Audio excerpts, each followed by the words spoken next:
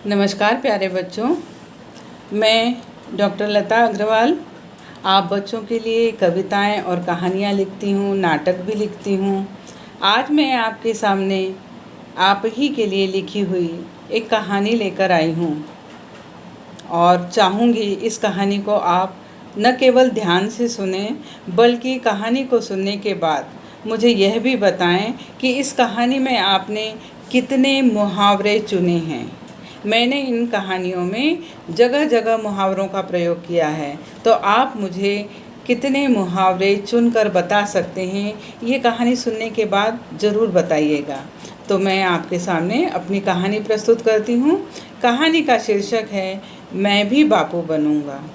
माँ खादी की चादर दे दे मैं गांधी बन जाऊँ, गुनगुनाते हुए आज निहान खुश खुश सा स्कूल से घर पहुँचा। क्या बात है नीनू, आज तो बहुत बल्लियाँ उछल रहा है, क्या कोई खजाना हाथ लग गया है? दीदी शिखा ने निहान को छेड़ते हुए कहा। हाँ, कुछ ऐसा ही समझ लो दीदी, निहान ने आंखें मटकाते हुए कहा। अच्छा, क्या है राज की बात, हमें भी बताना। राज की बात तो है, मगर दादी को बताऊंगा, कहते हुए निहान अपना बैग सोफे पे पटक दादी के कमरे की ओर बढ़ गया। अरे अपना बैग जगह पर रखना, और ये जूते पहनकर जा रहा अंदर, दादी डांटेंगी, शिखा कहती रह गई, मगर निहान अनसुना कर आगे बढ़ गया। मम्मी को आने दे, वही तेरी अकल ठिकाने लाएंगी। कह देना, वैसे दादी कहती हैं किसी के कान भरना अच्छी बात नहीं है, कहते हुए शिखा को अंगूठा दिखाते हुए निहान भाग गया। ये लड़का भी ना, इसकी तो अक्ल पर पत्थर पड़े हुए हैं, कभी नहीं सुधरेगा, बड़बड़ाती हुई शिखा ने बैग खोलकर उसमें से लंच बॉक्स और वाटर बॉटल निकालकर सेल्फ पर रख दिए, बैग को सेल्फ पर रख दिया। दादी दादी, आपको एक बात बतानी है, खुशखबरी है। निहान का अंग अंग खुशी से उछल रहा था। अच्छा, हमेशा आसमान सिर पर उठाने वाला मेरा बच्चा आज इतना बाग बाग क्यों हो रहा है? बता तो क्या खुशखबरी लाया है स्कूल से? दादी ने कहा। दादी, हमारे स्कूल में 2 अक्टूबर को गांधी जयंती मनाई जा रही है, बहुत सारे कार्यक्रम होंगे। टीचर ने मुझे गांधी का रोल दिया है। निहान दादी को बता ही रहा था कि शिखा पीछे आकर खड़ी हो गई। आप तो गांधी जी के बारे में बहुत से किस्से जानती हो दादी, हमेशा उनके बारे में नई नई जानकारियाँ हमें सुनाती हो। प्लीज़ मेरी मदद करो ना, ताकि मैं उस रोल को बहुत अच्छे से निभा सकूं। तू और गांधी का रोल, ये मुंह और मसूर की दाल, हा हा हा, शिखा ने निहान की चुटकी ली। दादी देखिए ना, हमेशा मेरी टांग खींचती रहती है, निहान ने जीभ निकालकर शिखा को जवाब दिया। बच्चे, किसी भी इंसान का रोल करने के लिए पहले उस इंसान की विशेषताओं को अपने में अंगीकार करना होता है, दादी ने निहान को प्यार से समझाया। जो भी होगा मैं कर लूँगा दादी, मैं उन्हें चुनौती देकर आया हूँ। किसे? राहुल, डिम्पी, उमंग को। क्यों भला? मैं हमेशा उनकी आंखों में खटकता जो रहता हूँ, इसीलिए मेरा मजाक बना मुझे नीचा दिखाने का प्रयास करते रहते हैं। कहते थे ये भी कोई रोल है? रोल तो भगत सिंह, सुभाष चंद्र बोस, सरोजनी नायडू के हैं जो हम करने वाले हैं। प्लीज़ दादी, हेल्प मी।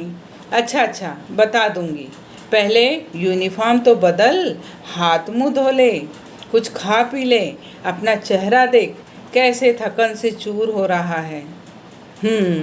ये आपका थकन से चूर बच्चा। दादी पहले इसका लंच बॉक्स देखिए कितना खाना झूठा छोड़ा है। ये रोज ही ऐसा करता है, खाना नहीं खाएगा तो चेहरा तो उतरेगा ना, शिखा ने आंखें मटकाते हुए कहा। क्या दीदी सच कह रही है निहान? ये तो अच्छी बात नहीं, दादी ने निहान से पूछा। वो मेरा पेट भर गया था ना दादी, इसलिए मैंने राहुल की टिफ़िन से खा लिया था। पराई चख अपनी रख, यह तो गलत बात है बेटा। ठीक है, मैं खा लूँगा बाद में, कहते हुए निहान ने जूते दादी के पलंग के नीचे उछाल दिए। फिर मोजे उतारकर दादी की कुर्सी की ओर फेंका। एक कुर्सी पर गिरा, कुर्सी के नीचे गिरा और उसके बाद उसने शर्ट को उतार कर हाथ में गोल गोल घुमाते हुए शिखा की तरफ उछाल दिया, जो जाकर सीधे शिखा के मुंह पर गिरा। निहान! शिखा जोर से चिल्लाई। दादी ये बहुत लड़िया गया है। दादी दोनों की नोक-झोंक देख रही थी। निहान ने जल्दी से हाथ मुंह धोए, दूध बिस्किट खाया, तब जाकर दादी भी बैठक में आ गई थी। निहान भी उनसे सटकर बैठ गया। निहान, तुम गांधी जी का रोल करना चाहते हो ना? तो तुम्हें सबसे पहले उनकी अच्छाइयों को अपने भीतर धारण करना होगा। जैसे उनका पहला गुण था, वे सभी की बातों को धीरज से सुनते थे, फिर धीरे से प्यार से उसका जवाब देते थे। वे सभी का सम्मान करते थे, चाहे छोटा आदमी हो या बड़ा आदमी हो। मैं भी तो आपका, मम्मी का, पापा का सम्मान करता हूँ ना दादी?